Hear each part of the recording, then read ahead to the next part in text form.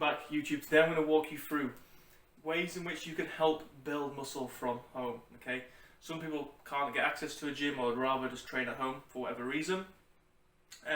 So I'm going to walk you through ways in which you can, try and help get you the best results in terms of building muscle mass from home. Because, in comparison to a gym where you've got more tools available, it probably is going to be a little bit harder. At least you have to think outside the box a little bit more. So I'm going to give you guys some ideas in terms of how we can go about that. Don't forget, if you do enjoy the video, please do drop a like. If you've got any questions, throw them down below. And if you haven't already, please do subscribe.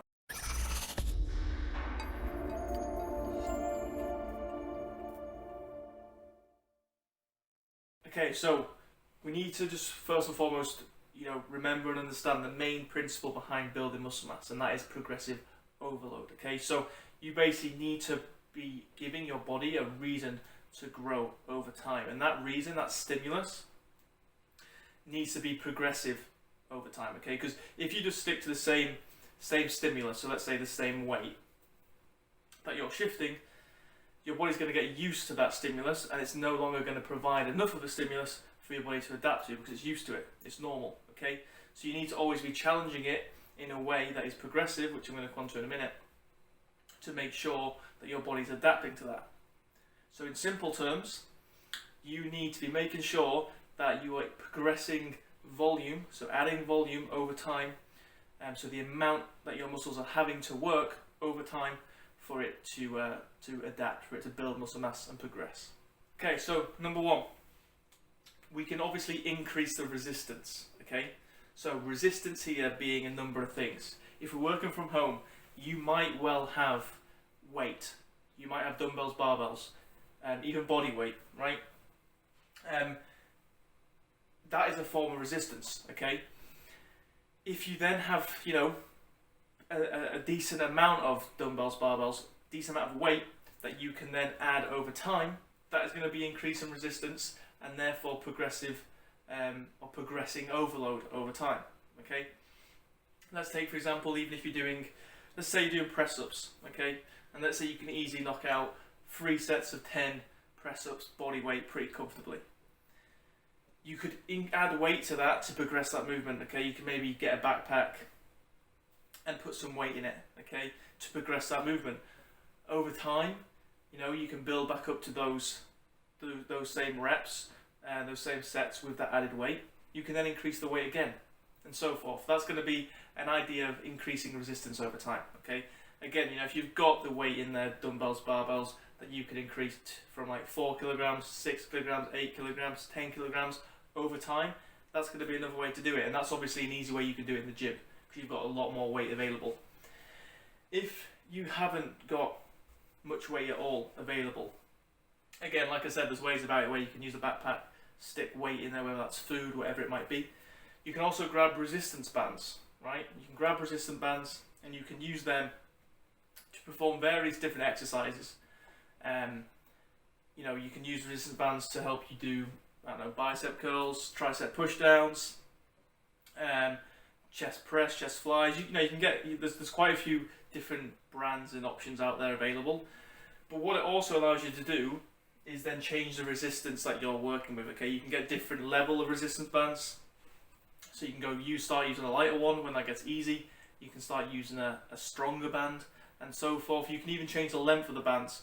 So if you're doing push downs, once it gets comfortable for a certain amount of reps, for a certain amount of sets, you can literally just manually take your hands up further up that band to shorten the band so there's more resistance, and again work your way up those reps for those sets. So there's different ways that we can increase resistance over time when working at home, but it might take a little bit of thinking out of the box, but we still have that factor available to help us add progressive overload over time. Number 2, you can increase sets, reps over time too, right? Now obviously when you're increasing sets, reps over time, again, if you don't have much weight or much resistance to work with, there's only so many reps and sets you can probably add before your sessions get extremely long, right? However, it is still a way that you can add progressive overload over time. Let's say again, you're doing like 3 sets of 10 for a movement and it's relatively difficult. you can then, instead of doing 3 sets of 10, you can increase that rep range and go for 3 sets of, 10 to 15 or something, right? So you always have that ability to progress things. You were doing 3 sets, over time you can increase that to 4 sets. So again, you have ways of increasing that progressive overload. Obviously, these two things you probably want to combine together. So you want to probably look at progressing these things almost together, in a way, rather than maybe focusing on one or the other. What a good strategy I would do is focus on reps first. So say you have a rep range set. So you have 3 sets of 8 to 10 reps, okay? Once you've nailed 10 reps for each set, okay, so from week to week you might be taking those reps up. Maybe you hit 3 sets of 8 in the first week, then you went 8, 9 and 9, then you went 9, 9 and 10, and then you went 3 sets of 10, whatever. Once you've progressed those reps, you then might want to take the weight up and repeat that, okay? Then eventually you might want to take the sets up and repeat that, and so forth, okay? So combine these two things, but looking at increasing reps, sets and weight is just an easy way in general, or resistance is an easy way in general to allow you to be trying your best to force some progressive overload. Okay, number 3, we can manipulate tempo. Okay, so tempo is simply the speed at which you're performing the exercise, right?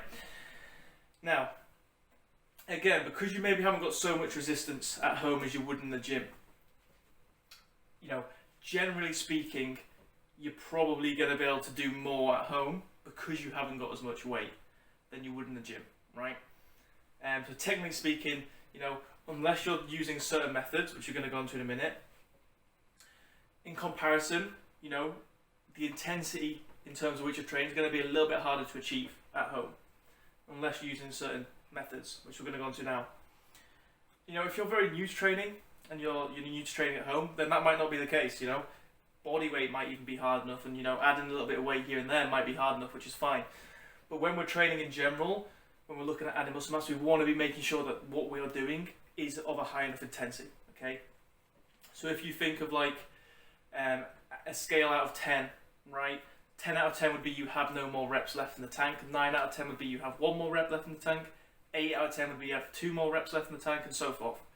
If you're training anywhere between like 7 to 10 out of 10, different like intensity, that's how hard it feels. So you're training anywhere from like 3 to no reps left in the tank at the end of each set, then you're probably going to be fine. Now, a way to try and help make sure that you are training at that level of intensity is to make changes to tempo and to try and slow movements down essentially a little bit, okay? So maybe you're making sure that you're really controlling the negative portion of the movement. You're making sure you're really controlling the positive portions of the movement. So for example, in a press up, you're making sure that you're having 3 long seconds on the way down. You're making sure you're pausing at the bottom for a good second. You're making sure you're pressing for 3 seconds, and you're making sure you're pausing at the top for maybe a second as well, okay? Just slowing the whole movement down and really focusing, concentrating on keeping tension that muscle throughout is going to then make that movement for the same amount of sets, reps, a lot harder, okay? Because your muscles are basically under tension for longer.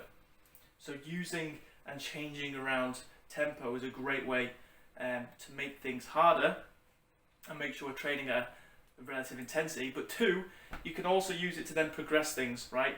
To add a bit more tension over time. So say for example, that tempo was 3 seconds down, 1 second hold, 3 seconds up, 1 second hold.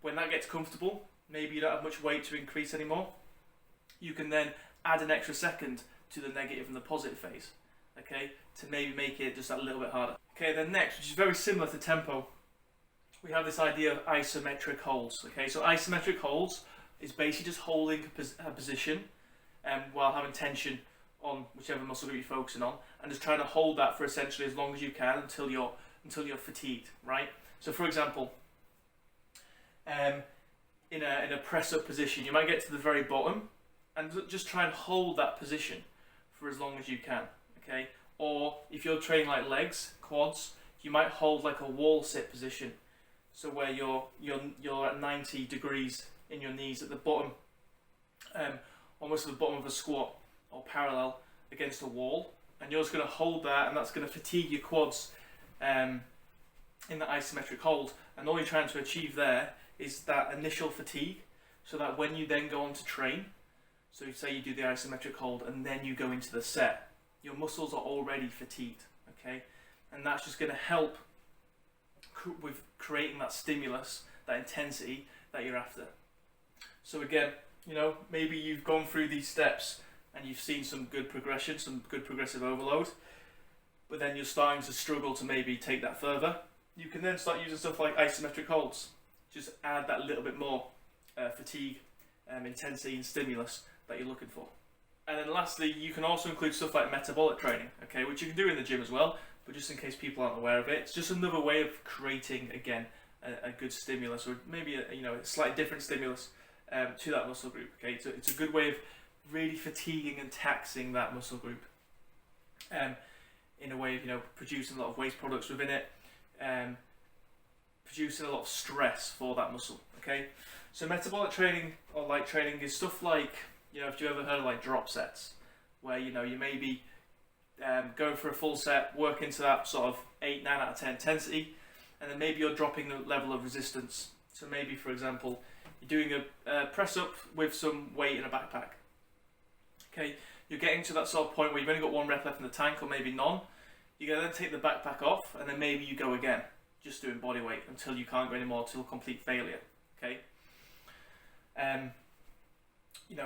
or if you're doing a push downs, okay, maybe you're doing push downs on a resistance band, and you start higher up the band where the band's short, there's going to be more resistance. You're doing as many as you can. When you get fatigued and you can't do any more, you're going to drop the resistance, so bring your hands lower so the band's lengthened, and you're going to continue, and you might do that 2 or 3 times. Okay, you probably want to do that on every exercise, on every set, but it might be a good idea, you can start bringing these things in, maybe as time goes on the odd set here and there, the odd exercise here and there.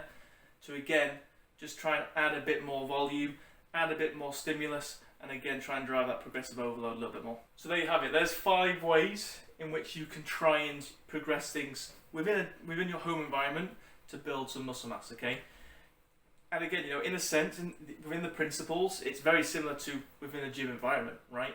You just probably have to think outside the box a little bit in terms of how you're going to achieve these things, because obviously the equipment and the tools you have in a gym are likely going to be at home are likely going to be very different compared to a gym, depending obviously on the equipment that you have. Hopefully you found this video helpful. If you did, please drop a like. If you've got any questions on this or want me to expand on any of these points, whatever it might be, throw them down in the comments. And if you haven't already, please do subscribe. I'll catch you on the next one.